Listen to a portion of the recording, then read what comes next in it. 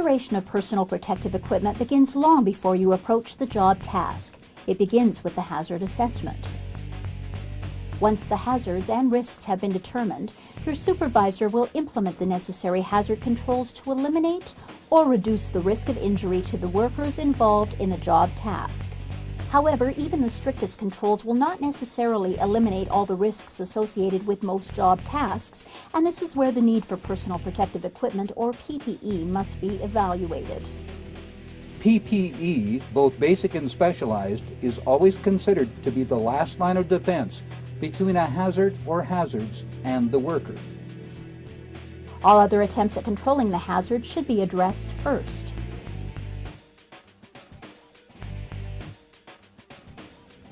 The hazard assessment will determine which specialized PPE may be required, but in any case, the following basic PPE as outlined in this DVD must always be followed. This DVD is not intended as a detailed PPE resource, but rather as an overview of the various basic components of personal protective equipment.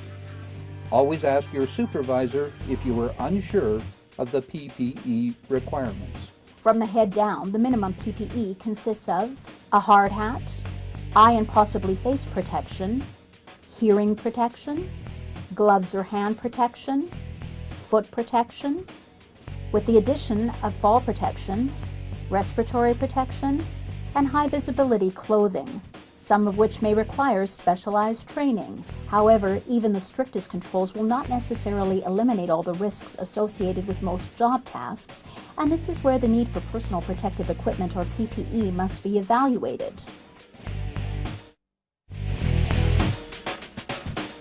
Hard hats come in a number of styles, but all essentially consist of the same components. The crown or shell is designed to withstand impact and penetration, protecting your skull and your brain. It is important that the suspension be attached to the crown correctly. The suspension and headband, along with the shell, helps to absorb, distribute, and/or deflect the impact, and keeps the hard hat from being dislodged and falling off. On some sites, chin straps may be required. There are different grades of hard hats. Each hat is designed and tested to meet CSA and/or ANSI requirements. Hard hat shells are designed to withstand various degrees of impact. There are two types of impact ratings. Type 1 is for standard impact. A new Type 2 has been developed, rated for side impact. Always check with your supervisor to see that your hard hat is appropriate for the task. Before each use, check the shell and suspension of headwear for any visual damage. Any head protection subjected to severe impact must be removed from service and disposed of properly. Hard hats should be properly stored.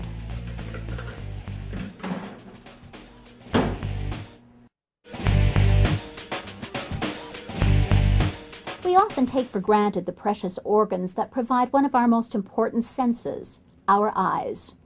And on a work site, there are many hazards that can severely damage or injure your eyes, possibly resulting in the loss of an eye or permanent blindness.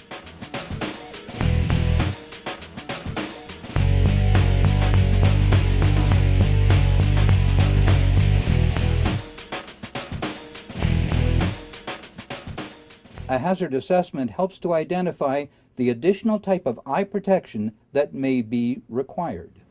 To be effective, eye protection must be properly selected and fitted. Regular prescription glasses are not enough protection on a work site. You must wear properly designed safety glasses over them. As an alternative, prescription lens inserts are available. Ask your supervisor.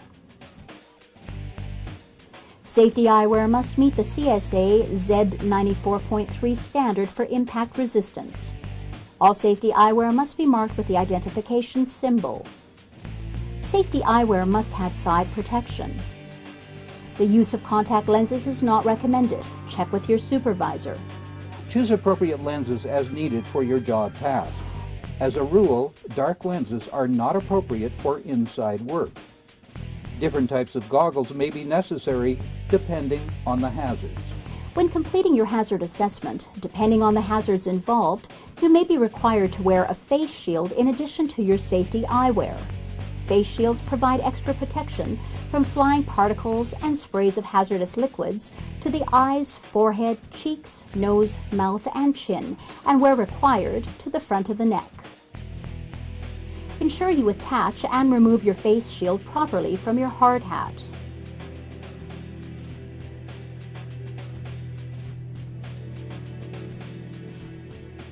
Be sure it fits. Choose appropriate protective eyewear that fits firmly but not tightly, and that sits as close to the eyes as possible without the eyelashes hitting the lenses. A good rule of thumb is that it should be difficult to stick your finger in between your face and the glasses. Also, some safety glasses have adjustable arms. Always make the adjustments to ensure a proper fit. Maintain it properly. Check equipment before each use. Clean dirty lenses and frames. Repair or replace lenses that are scratched, cracked, pitted, faded, etc. Store equipment in a safe place to prevent damage. Do not alter or modify equipment. Wear it. The best safety equipment in the world is no good unless you use it. Remember, it only takes a single act of carelessness to destroy your eyes forever. That is too great a risk to take with something as precious as your sight.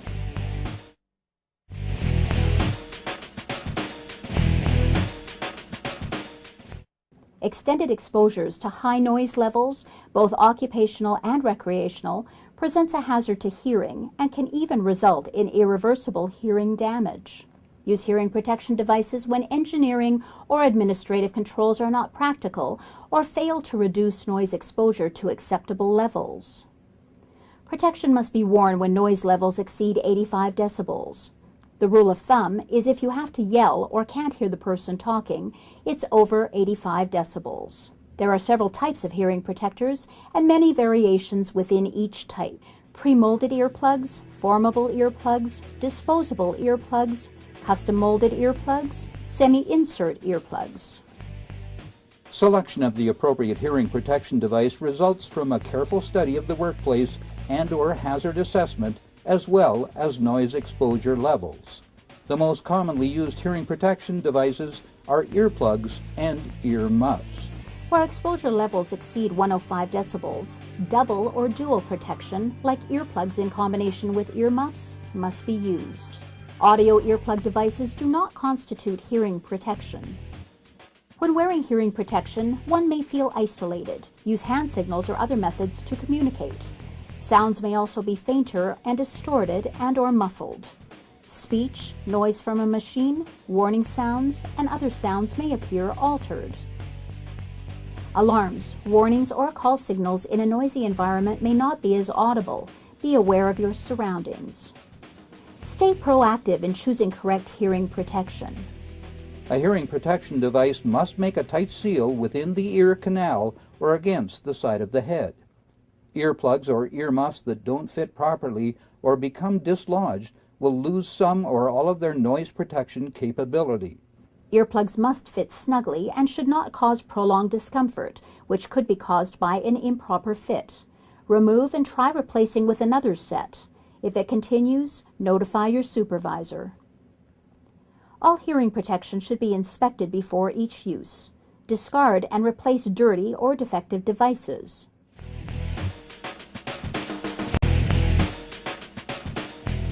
Gloves are intended to protect your hands from a wide variety of hazards.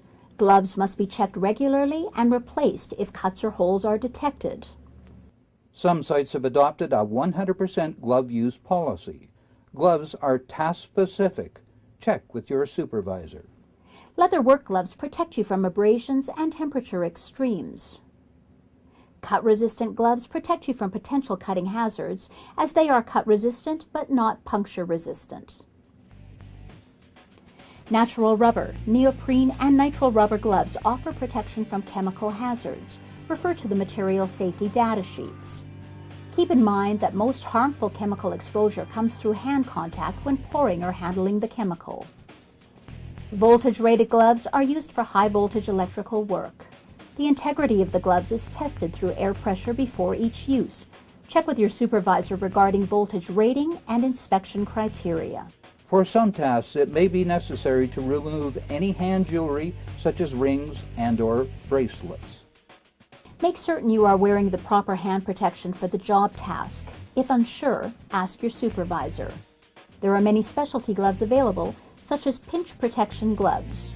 And remember, gloves come in many sizes for both men and women. CSA-approved safety boots or shoes must be worn if a hazard to the feet exists. The type and the height of footwear may vary from site to site. The CSA green triangle indicates sole puncture protection with a Grade 1 protective toe. Lace them up to the top and tight enough to ensure a snug fit to minimize the potential for tripping. To reduce the risk of slipping, always make certain the soles of your boots are not worn and appropriate for weather conditions. Like a good set of tires, your boots need tread to give you grip. When selecting your footwear, ask yourself, are these comfortable enough to walk in all day? Do my feet slip as I walk in them? Are they light enough to wear all day? Do they provide enough ankle support? Try on various styles to compare the differences in fit and determine the most comfortable for your feet. Remember, unlike regular boots or shoes, they will not stretch out to fit. Check protective footwear before and after each use. If there are any cracks in the soles, worn treads, breaks in the leather, exposed toe caps, or similar damage that reduces the protective qualities of the footwear should be replaced. Depending on the worksite hazards, you may be required to wear limb and body protection. If there is a danger to hand, arm, leg, torso, or skin, it's the employer's responsibility to ensure the worker wears properly fitted hand, arm, leg, or body protective equipment that is appropriate to the worksite, and the hazards involved.